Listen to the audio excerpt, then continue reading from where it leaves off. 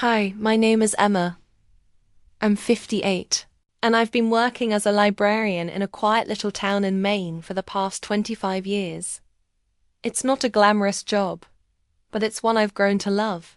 Books have always been my escape, and they've been my only constant companion since the day I lost my husband in a tragic accident 12 years ago. I've made a peaceful life here, helping others discover the stories that changed my life. In this quiet little town, no one really expects anything of me. And honestly, I like it that way. My life has become routine. I know where every book belongs. I know which chair creaks the most when someone sits in it.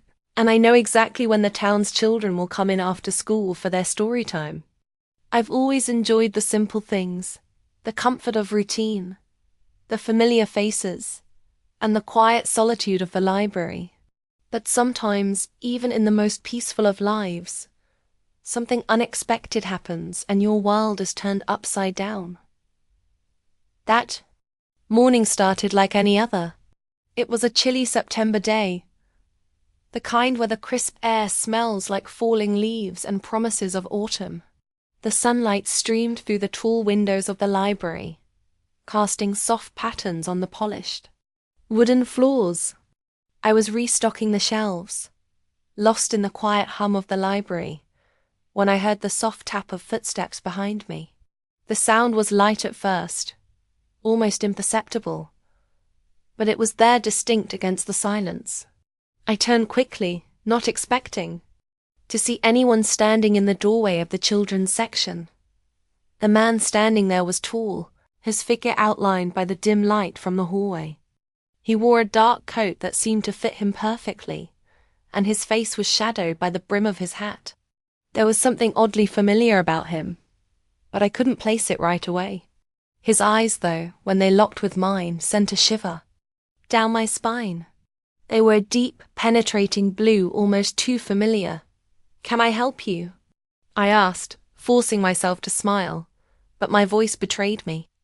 I felt an unusual tightness in my chest, something I couldn't explain. The man hesitated, his gaze never leaving mine. "Are you Emma Roberts?" His voice was low, hesitant, as though he too wasn't sure of what he was saying. My heart skipped a beat. "Yes, that's me," I replied, trying to sound calm, though my insides felt like they were unraveling. "Can I help you with something?" He took a step closer, slowly, as if he was measuring every moment between us. His presence filled the room, and my mind scrambled to understand why he looked so familiar. Something about his face, those eyes, kept tugging at the edges of my memory, but I couldn't place it. It was as though he were a ghost from my past, drifting in from a time I had long since buried.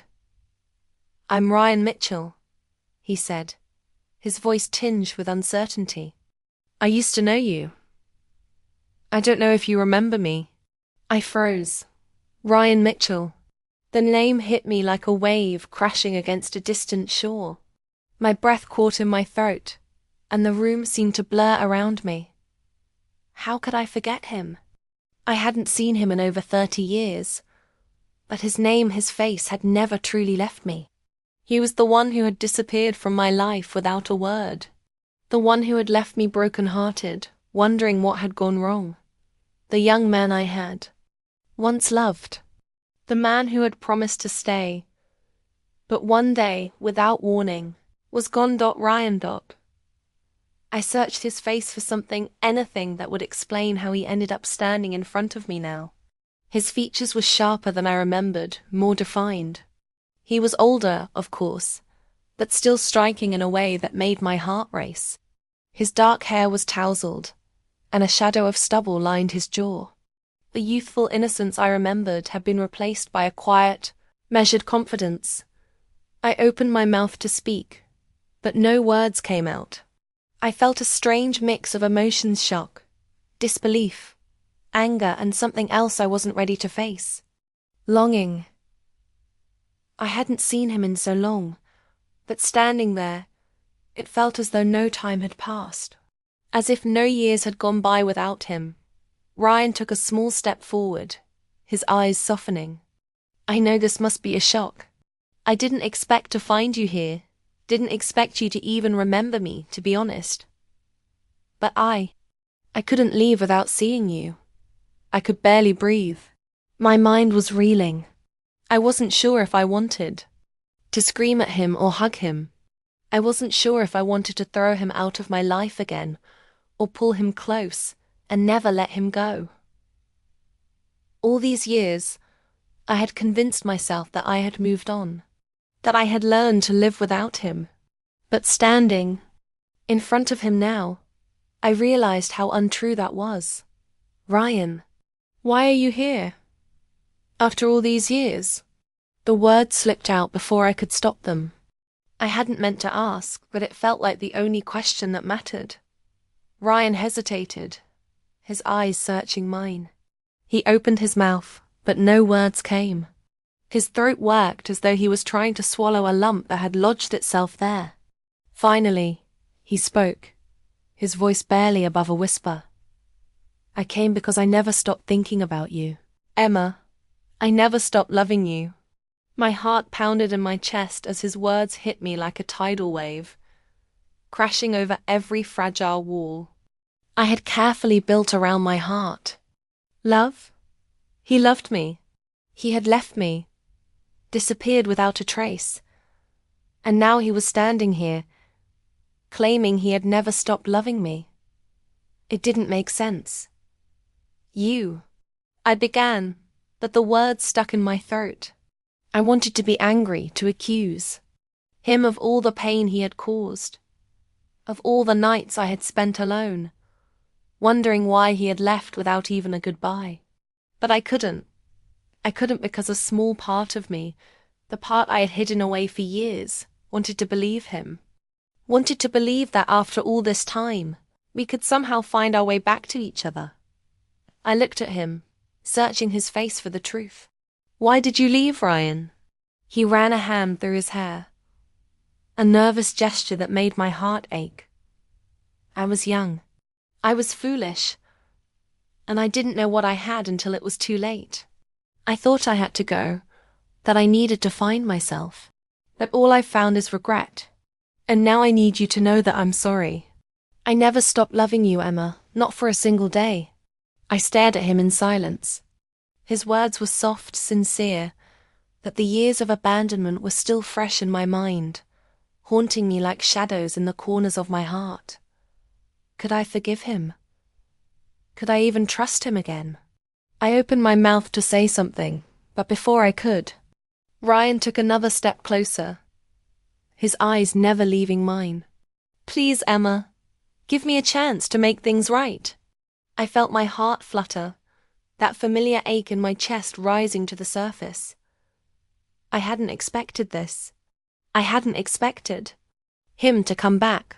I hadn't expected any of this. But now that he was here, standing in front of me, I realized I hadn't truly let go. Not really. I stepped back, the weight of his gaze heavy on me. I don't know if I can trust you again, Ryan. Too much time has passed. Ryan looked down, as if ashamed, before meeting my eyes again. I understand, he said quietly. I know I've made a mess of things, but if you'll let me, I'll spend the rest of my life making it right. I didn't know what to say. I didn't know what to do. But as I stood there, looking into the eyes of the man who had once meant everything to me, I knew one thing for certain. This wasn't over. The days that followed Ryan's unexpected reappearance were a blur. The moments we shared felt surreal, like a dream I had forgotten, but somehow recognized. Ryan and I began talking more, cautiously at first, like strangers trying to figure out if the connection we once shared could be rebuilt. We spoke in the library during the quiet hours, exchanging small talk at first. Nothing too deep. Nothing too personal. It was easier that way. Easier than confronting the memories we had, both buried. But no matter how hard I tried to keep it casual, I couldn't shake the growing feeling in my chest, the tightness that came when he was near. The old feelings resurfaced, and I hated myself for it. After all these years, shouldn't I have moved on by now? Ryan explained the years that had passed. He told me he had traveled the world, trying to make sense of his life, of his choices. At times, his voice would soften, and I could hear the regret in it, like a melody that never quite faded. He had been looking for something, he said. Something bigger than himself, something that would give him purpose. And yet, the whole time, the one thing he couldn't escape was the memory of me. Every word he spoke hit me like a wave crashing against the shore. There was so much I wanted to say, so many questions I had. Why had he left? Why had he let me believe he had forgotten me? But all I could do was listen, my heart torn between anger and longing. How could I forgive him? How could I trust him? Again? Over the course of the next few weeks, Ryan and I began to spend more time together. At first, it was just small, casual meetings at the library. He would stop by to check on a new book order, or to ask for advice on cataloguing some of the rare collections we had. But every time we spoke, something shifted inside of me. I found myself waiting for those moments when I would see him standing in the doorway, his presence filling the space. I found myself lingering in the quiet hours after the library closed, hoping he would stop by. I told myself I was just being friendly, just being polite. But deep down, I knew I was fooling myself. One afternoon, after the library had closed, Ryan asked me if I wanted to go for a walk. It was one of those perfect autumn evenings when the sky was painted in hues of pink and orange, the air cool but not cold, with a soft breeze carrying the scent of pine and earth. We walked along the path near the lake. The water still and serene under the fading light dot. It felt easy. Almost too easy. Like nothing had changed between us. We talked about the old days, about the small town we grew up in, the places we had visited, and the things we had seen. But every now and then, I caught him looking at me with that familiar, lingering gaze. It was as if he was seeing me in a way he hadn't in years, in a way I wasn't ready to face. You know, he said, breaking the silence, I've always thought about that summer we spent together. That was the happiest I've ever been. I thought I had to leave to figure out my life, but all I did was make a mess of everything. I swallowed hard, trying to keep my voice steady. I thought I would never see you again, Ryan. You left without a word. Do you know what that did to me? I spent years wondering what happened. Why you just disappeared. Ryan's steps slowed, and he turned to face me, his expression unreadable. I'm sorry, Emma. I don't know if I can ever make up for that, but I want to try.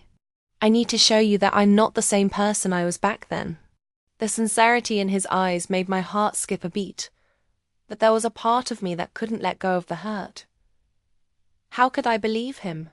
How could I let myself fall for someone who had abandoned me so easily? I don't know, Ryan, I said, my voice shaking. I don't know if I can just forget everything that happened. How do I know you won't leave again? How do I know you won't hurt me like you did before? Ryan stepped closer, his voice soft and low. Because I don't want to lose you again. I can't lose you, Emma. I won't. For a moment I stood there, my breath catching in my chest. His words hung in the air, and for the first time in years, I allowed myself to believe in the possibility of something more. But then the doubt crept back in, whispering in the back of my mind. Was I just being naive? Was I setting myself up for another heartbreak? I need time, I said finally, my voice barely above a whisper. I need time to think. Ryan nodded, his face softening. Take all the time you need. I'll be here. I'm not going anywhere. The days after that walk felt heavier, filled with questions and uncertainty. I found myself thinking about Ryan more and more. When I walked through the library's aisles, I would half expect to see him standing there, waiting to talk to me. Every time the phone rang, I would wonder if it was him, calling just to check in. But as the days turned into weeks, I found myself struggling to push him out of my mind. It was as though he had never truly left. His presence lingered in the corners of my life, like a shadow I couldn't escape. Then came the moment that changed everything. It was a Thursday evening. The library was almost empty, and I was preparing to close for the night. As I stood by the counter, organizing a pile of books, I heard the door creak open. My heart skipped when I saw Ryan standing there, his coat collar turned up against the cold. "I didn't want to interrupt," he said, his voice hesitant, "but I was hoping we could talk." I set the books down, suddenly nervous. "Of course," I said, motioning for him to sit. "What's on your mind?" Ryan sat down across from me, looking more serious than I had ever seen him. "I know I've hurt you, and I know I can't undo the past. But I need to be honest with you, Emma. I don't expect you to forgive me right away, but I want to build something with you again, if you'll let me." I looked at him, searching his face for any trace of the uncertainty I had once known. But all I saw was determination and sincerity. "I'm not sure what that means," I said, my voice trembling. "What if I'm too scared to try again?" Ryan reached out and took my hand gently. "Then we'll take it slow, one step at a time. I'm not asking for your forgiveness. I'm asking for a chance." The words settled in the air between us, and for a moment, I didn't know what to say. All I knew was that the man sitting in front of me was different from the boy who had left me without a word. This man Ryan was someone who had come back, not just to apologize, but to fight for us. I took a deep breath, the weight of the decision heavy on my heart. "Okay," I said softly. "Let's take it slow." Ryan smiled, a look of relief washing over his face. "Thank you, Emma. You don't know how much this means to me." And for the first time in years, I allowed myself to feel something I thought I had lost: hope. The days that followed my agreement with Ryan to take things slowly felt like they were moving in slow motion. Every moment we shared seemed like a balancing act, like walking on a tightrope with no safety net beneath me. Ryan was more patient than I had ever seen him. He respected my boundaries, never pushed me beyond what I was comfortable with. And yet, every time we spoke, every time our eyes met, I couldn't help but feel the pull between us, the undeniable chemistry that had never really faded.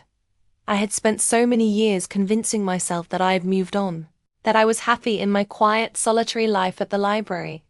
But every time Ryan looked at me with that familiar intensity, I felt my defenses crumbling. How could I have ever forgotten him? How could I have ever stopped loving him?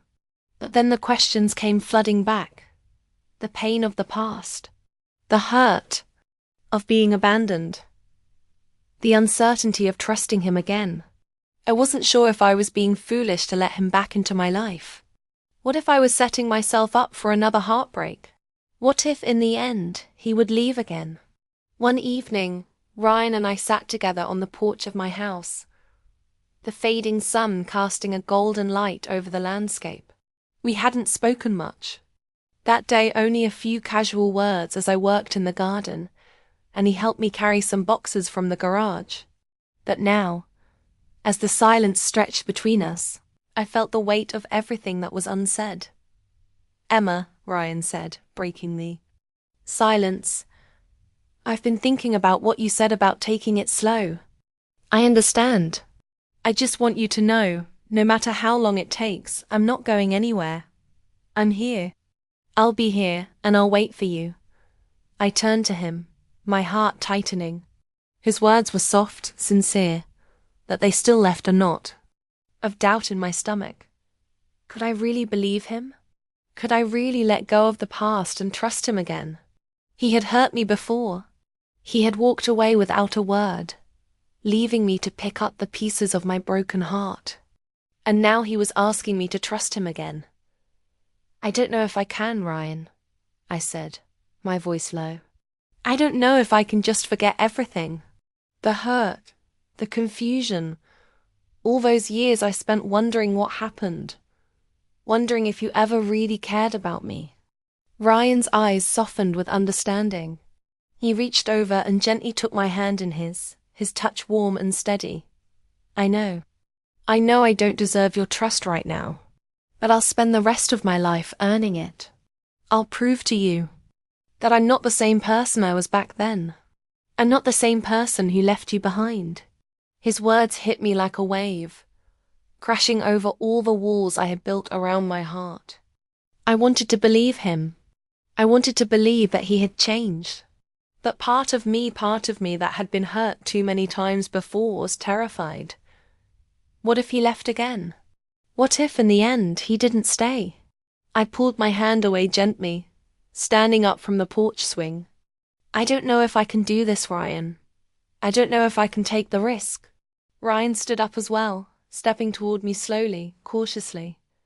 Emma, I don't want to rush you. I don't want to make you feel pressured.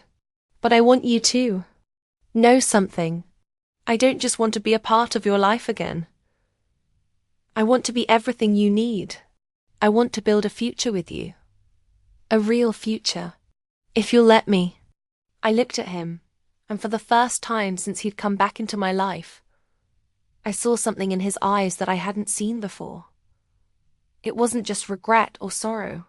It was determination. A promise. He wasn't asking for my forgiveness. He wasn't asking for me to forget the past. He was asking for a chance to make things right.